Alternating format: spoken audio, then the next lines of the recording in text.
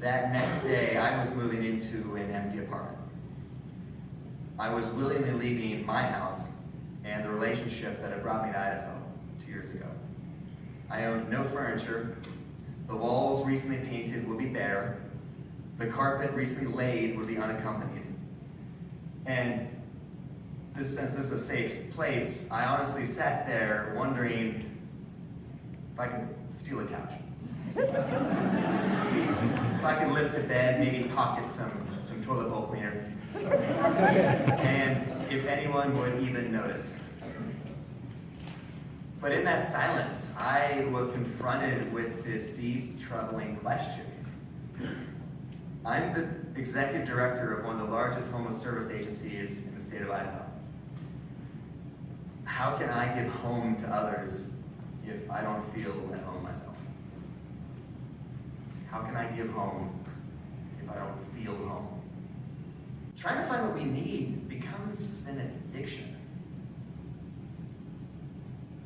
We start to want home almost like a drug, material above market rate.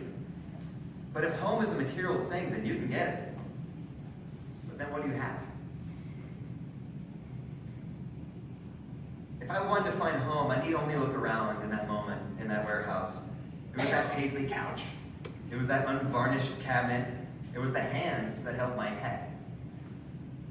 As I got inspiration from one of my staff members, Elizabeth, who told me once, you don't get home, you give home. You give home. That's how you come alive. As one of my favorite bands, Dawes, has a lyric on this. It's all a little bit simpler than we think. Dawes says, I think that love is so much easier than you realize. If you can give yourself to someone, then you should. You give home. At my work, we've changed the way that we talk about ending homelessness. We used to talk in deficits. For the folks that come through our doors asking for help, we'd assume their life story. We'd assume the trauma that they felt. We'd think as clinical case managers that we knew best. We'd been schooled. We had the experience. We'd ask, what doesn't exist in this person? What behaviors do they need to change and correct to be whole?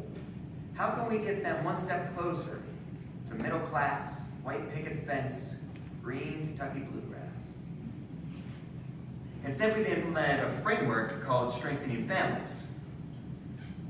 Now, I actually owe a lot of thanks to this congregation for it, because Roger Sherman is the one that helped teach us about Strengthening Families. And Strengthening Families says that we all inherently have strengths.